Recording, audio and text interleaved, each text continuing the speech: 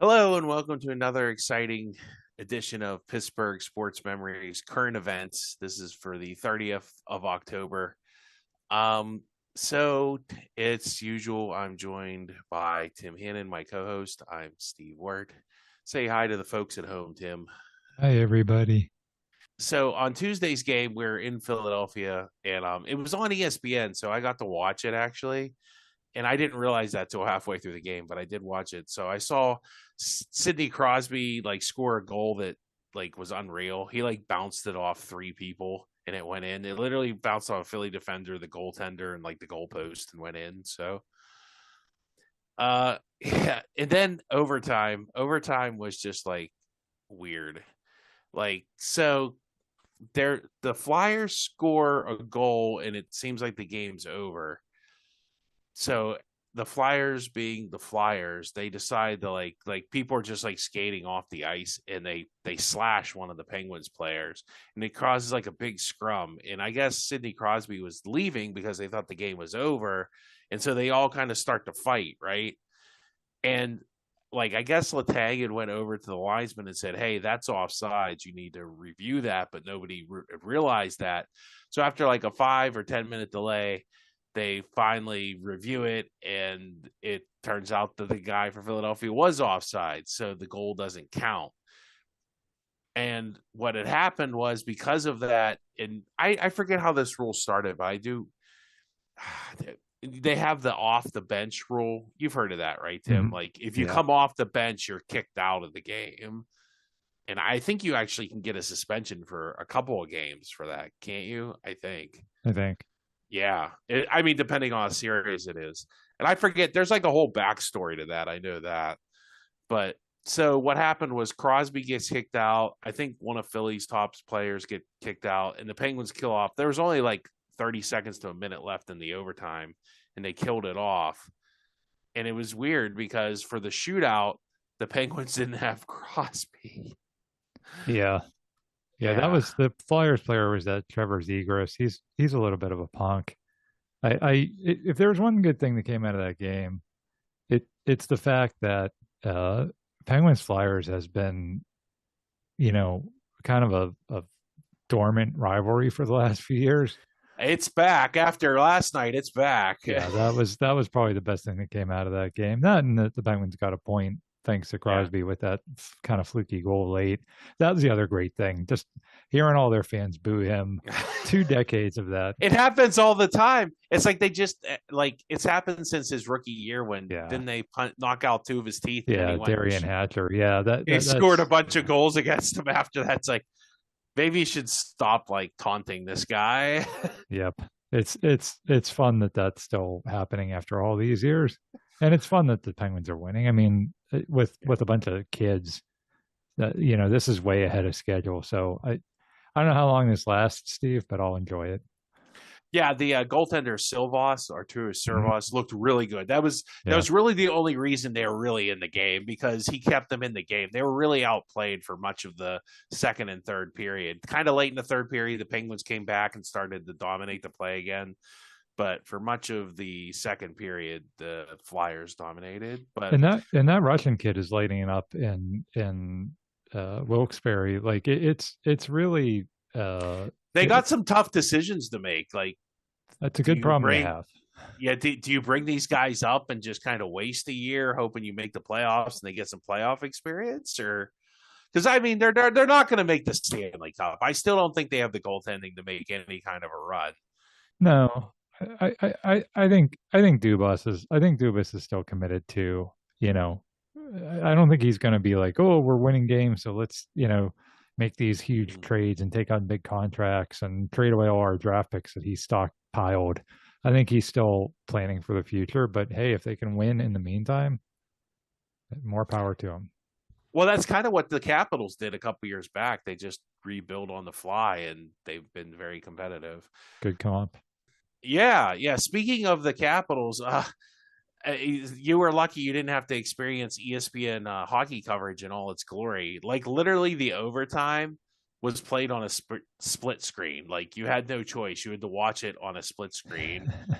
And while they televised the first 5 minutes of the Capitals Stars game, it wasn't even like the Capitals Rangers or Capitals somebody Islanders, somebody that are like a big time rival with. It was Capital Stars because it's Alex Ovechkin, and it was the first 5 minutes of the game. Why do you schedule so close together? Because they were Like, doing this triple header. That's why the Penguins game started at 6 p.m. because they were yeah. doing this triple header thing. Well, then you need to make sure the game. Well, I went into overtime, and then you had, like you said, you had the delay and everything. That stuff doesn't bother me too much, Steve, because the NHL is so bad at marketing itself. If if somebody wants to do something that seems a little gimmicky, but it maybe pulls in more fans, I'm honestly all for it at this point. Well, it could have been better. I mean, it had to be better than 18 innings of a baseball game that was played the other day. Yeah, So yeah, whatever. yeah. Woohoo! Go Dodgers and Blue Jays! I'm so excited about whoever wins that. And woohoo! Well, now we're starting our football palooza. Cue the music. Yeah, Tim. So football palooza is still going on. That's why we're doing these weekly instead of monthly right now. Pitt beats NC State. This was the biggest magic trick since David Copperfield walked through the Great Wall of China or levitated across the Grand Canyon. It's kind of up there with any of the magic tricks you've ever seen, because Pitt had absolutely no business winning this game. I guess maybe NC State's not that good. I thought NC State was at least a decent team, but apparently NC State has no secondary. So Pitt just absolutely, Heintschel had like 420, not had, he had 428 yards passing, 3 TDs and no interceptions. If you watch the game, Pitt literally kept running like a pass play and NC State couldn't cover it. There was just this one where like they would kind of run from the numbers to the hash mark, and that was open all day, and good for Heintschel being able to spot it and find it. Like they must have run that play 5 to 10 times. And they win 53-34. They were down to like I think a walk on playing inside linebacker, and they moved the guy from defensive end the Yeah, linebacker. I mean, it like that probably like I know they gave up 34 points, but honestly, 14 of those points were in absolute garbage time.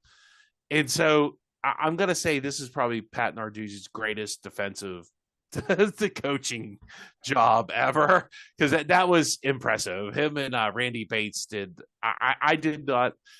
Alas, I did not expect them to win this game. They do play Stanford, but it's in Stanford, and I could see them losing that game. Once again, I just don't have faith in Pitt with that. The defense is still banged up. I think one of the wide receivers got knocked out at the end of the half. He was diving for the end zone. I don't know if he had a concussion. Desmond Reed is hurt again. He almost made it to the fourth quarter, but he was in a walking boot. So does Pitt have? Can Pitt at least win at Stanford, get the 7 wins for the year, Tim? I mean, I guess they have a chance with him at quarterback. I mean, yeah. I mean, I at this point I can't. He just keeps winning, right? He just yeah, keeps winning. yeah. He's 400 yards. He didn't throw any interceptions, that's Yeah, the reason. If Holstein would have been throwing right. interceptions, he'd probably still be playing because they probably would have won against West Virginia and Louisville. They would have at least won against Louisville, which would have been the Yeah, really important game. yeah. Which that still hurts that they lost because they'd be in first place right now. But yeah, he just keeps winning. Now, you were talking about Kenny Johnson. I mean that's going to hurt. I think. Is he? I don't. Well, you I never don't know know. who's going to play and who's not because there's Yeah, no man. It's not like the NFL where there's a mandatory injury report. So your guess is as good as mine. Kenny Johnson could be dead, and we wouldn't know. well, especially with Narduzzi, it's like, Yeah. ooh, is he dead? Is he alive? Is he still on the team? Did he transfer in the middle of the night? Like you'll never know because I'm Pat Narduzzi. Ha ha ha. Yeah. Yeah.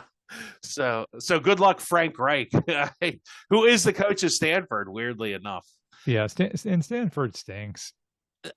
they're not terrible. I think they're like a 4 win. They beat Florida State at home. Uh, I mean, in Stanford, they have a whatever. losing record. I mean, Yeah, but they're good enough to beat Pitt. I mean, sure, I just and you have to go yeah. all the way across the country, so it's not going to be an easy game. But boy, Steve, if they can win that, then they have a bye week to maybe get a little bit healthier. they're going to need somebody. One of the linebackers got to come back by Yeah, Notre Dame. right. Somebody's or Georgia Tech. With Georgia Tech's first, right? No, Or is it Notre Notre Dame's first. Dame? So They need a linebacker. Somebody's got to get healthy yeah, because you cannot be playing this walk on against. They're not going to be. They're not going to be able to score enough points to beat those teams. agreed. But like it's just like the Penguins. I'll just enjoy this while it lasts because it wasn't supposed to happen. It is very similar, yeah. Yeah, Mason Heintschel, you know how many Big Four schools offered him a scholarship? One. One. Yeah, And us. that That's wasn't it. the University of Toledo, huh? Well, and it's like coming into the season, it's like who's going to be the best quarterback? Is it Drew Aller or is it Arch Manning? And it's like neither of those guys Yeah. really lived up to the hype, and then you have this freshman from nowhere. I know it's only 4 games in, but and I know that like last year we were kind of saying the same thing about Holstein, Eli. yeah. Yeah. So again, like pump the brakes. I get it, but like I said, I'll enjoy it. I think he looks better just because I remember Holstein was throwing more interceptions. Yeah, Holstein last year was doing a lot. Like the West Virginia game last year was Yeah. the perfect example. It's like he's good in the first half, then he has like this like disastrous, third and half of a Yeah. fourth quarter, but then he totally redeems himself at the end. That was kind of his Yeah. pattern last year, and then it fell apart at the end of the season. Then it really fell apart at the beginning of this season. So yeah, he was not as consistent as Heinkel has been, but still, it's Yeah. it's a small sample size, and Well, again, that's what surprised me is he's not throwing interceptions. Now he almost threw. Now, I will say against NC State, the guy did drop one, yeah, but and he had another one that was kind of tipped, but I didn't think it could have been intercepted. I mean, he has had a few that were he's maybe, still an 18-year-old freshman at the end of the day, so he but will at make a most mistake. he would have had one interception in that game. I think legitimately. So I mean, 3-1. I'll take a 3-1 touchdown interception ratio any day of the week. Yeah, That's good quarterbacking right there, and he's good. He's good too. Like when he runs, he's not as good. I think Holstein's better on the run, but he's effective on the run. That they picked up a big fourth down. They ran that little Kansas City Chiefs play they run, yeah, and he instead of just being locked onto that running back like he has the last 5 times, he hit the tight end down the field, and he's reading the defenses like that was a read. It's like you can see his head moving. He's not just locking on. Sometimes he does, but he is making progress. So they go as far as he goes, I guess, at this point. If yeah. I totally agree, and it's the again, same thing with the Penguins, they're going to go as far as that Silvos can take them. That goalie, as far as that goalie takes them, that's as far as the Penguins are going to go. yeah, again, it's been nice for both of those teams because you weren't expecting anything, and it's been fun. It's been the complete opposite of the third thing we're going to talk about. Well, the third thing would be we're sticking with football palooza. That would be your Pittsburgh Steelers, Tim. Did you go to that game? I did. Ugh. Lots of Packers fans, Steve. Lots I and know. lots of Packers fans. I was ashamed. I was ashamed. Like I've never seen like outside of there was a San Francisco game a couple years ago where with Kenny Pickett at quarterback where we got blown out, and there were a ton of What's going on with that, Tim? Like, I mean the game was horrible. Well, the game wasn't horrible. They led in the first half, 16-7 because the Green Bay kicker couldn't kick a field goal.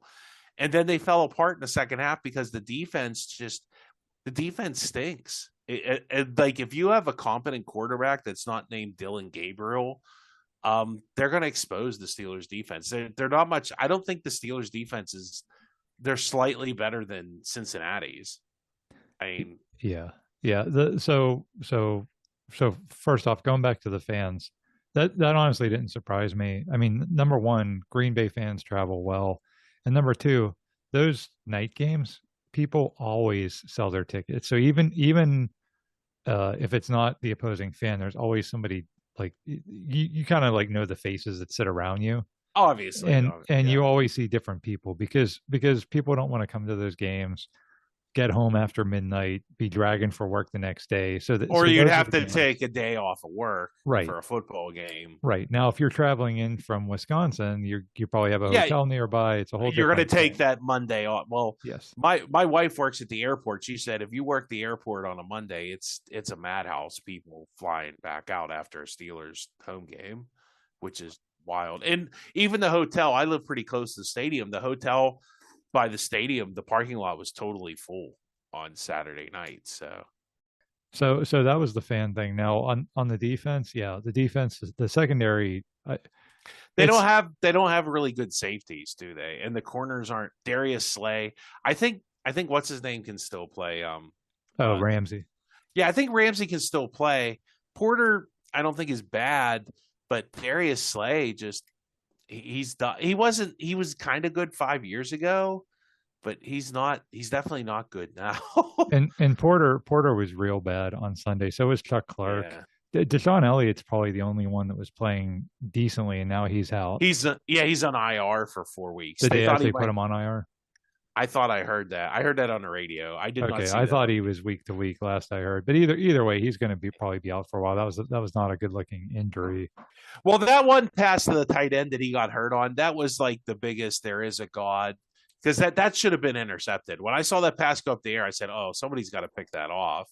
But no, like once again, when you have a good player, like great players make great plays, and that tight end, who is his name, Kraft or whatever, the kid from South Dakota, he's really good, and he made a great play on them. He made great plays all night, so he's just a very good player.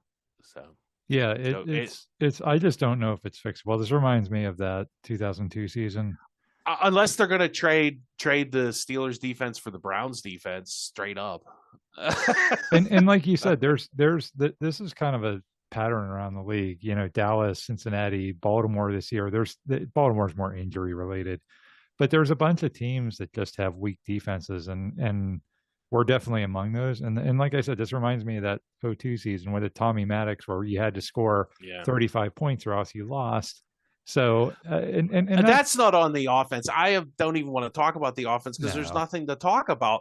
They didn't do anything wrong. They scored 25 points. I realized one of them you could call a garbage touchdown, maybe, but I don't think Rodgers played bad. I think their scheme, like, it was going to be tough. Like, Green Bay has a pretty good defense, and their right. whole scheme is like dink it short and hope you can run around after the catch. Well, Green Bay has a really fast defense, and they tackle really well. Like, there was no missed tackles. Like, if you miss a tackle in the NFL anyway against any team, you're going to give up like 10 to 15 yards because of the speed on offense. But Green Bay wasn't missing tackles, and they were playing really well on defense. I don't know how they lost the couple games they lost. I mean, maybe Jordan Love had a bad game, but Yeah, the offense wasn't perfect, but I mean, you're nitpicking if yeah. like DK Metcalf took that personal foul, that was bad. Well, they missed that. There was a call that got missed on an offsides for Green Right, Bay, that jumped they thought was a offside. free play. So Yeah, but like again, you're nitpicking. Like you said, the offense has been fine. The offense has done enough to win. yeah. The offense is not the problem. The offense is not the problem, Yeah, 100%. And I don't think it's not. I don't think it's fixable. I really don't like. You can't fix that in season. And it's I it's. Would you say it's the Joshes and Joes, not the I said that before the season started. I thought they didn't have the people yeah on defense. yeah And I don't think the scheme is great. Like I said, I think I said this last week. I've never been a Terrell Austin fan. I think Mike Tomlin needs to bring in like he did with Arthur Smith, bring in a coordinator that's been like a head coach that's like a real coordinator, and then hand the reins over and keep your paw prints off of it. That being said, um, you can only do so much with the players you have, and they don't have good players right now. They just don't have good players. And again, if you go back to 2002, remember after that season, everybody wanted Cower fired. yeah, Everybody wanted all the coaches fired. But then 2 years later, they were in the AFC Championship game and they had a great defense again because well, you got drafted Troy Troy Polamalu. Yes, Polamalu, you Ike got Taylor. Taylor. You had Chris Hope. You replaced the Brent Alexanders and Lee Flowers and Scott Shields and Chad Scott and Dwayne Washington. You replaced all those guys with guys that fit whatever scheme you were running. We're so apt to blame the coaches all the time in Pittsburgh. And again, I'm not absolving them. Like obviously they scouted these players and picked these players, so they bear sure, that responsibility. absolutely. That's what I'm saying. I'm not absolving them. I'm just saying that at this point, you can't, if you change coaches right now, it's not going to make the defense good. Yeah, yeah. We'll see after the season. If they're going to change coaches, they'll do it after the season. So we'll see what happens. And they keep picking up guys off the scrap heap. They're back to this. They've done this the last couple of years. Like, oh, we're going to go out and get this veteran that was good like 5 years ago who nobody in the league wants. Like, how's that going to fix your problem? It's just, if this guy was so good, he'd be on a team somewhere playing. Like, the only time you get like a deal like that is like if you get like a Minka Fitzpatrick where he's just not fitting in well with the coaching and whatever team. Like, and that doesn't happen very often. So Omar Khan should go talk to Kyle Dubas. And because it's rebuilding doesn't mean you necessarily have to stink.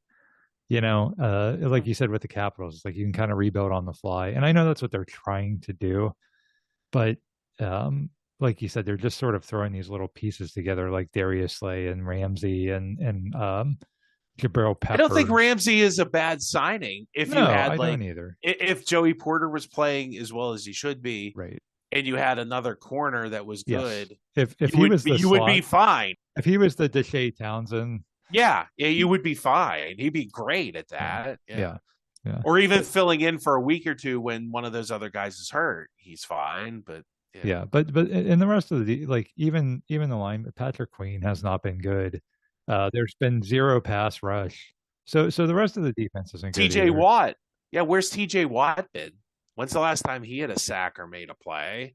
Well, he did have a couple games in a row with sacks, but last week he was non-existent. But that's his MO in the big games. He just like disappears. Like, not that Bettis didn't do that at times in his career, but I don't know. It's tough to watch, and it's going to get tougher this week, Steve, because they play the 2007 Patriots this week.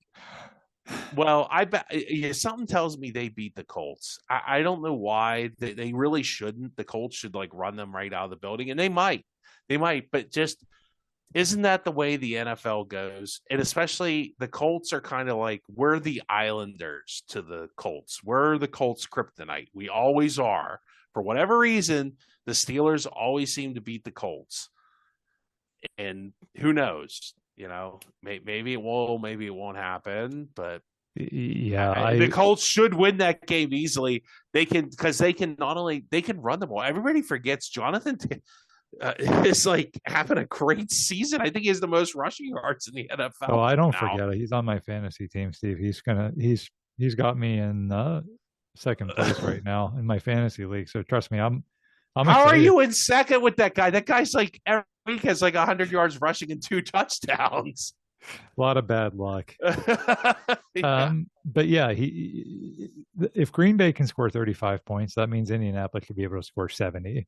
Like on paper, and they are the 2007 Patriots. Did you see that stat where the 2007 Patriots averaged like 3.19 points per drive? This year's Colts are averaging 3.38 points per drive. They're literally better than the 2007 Patriots, which we never thought we'd see a team like that again.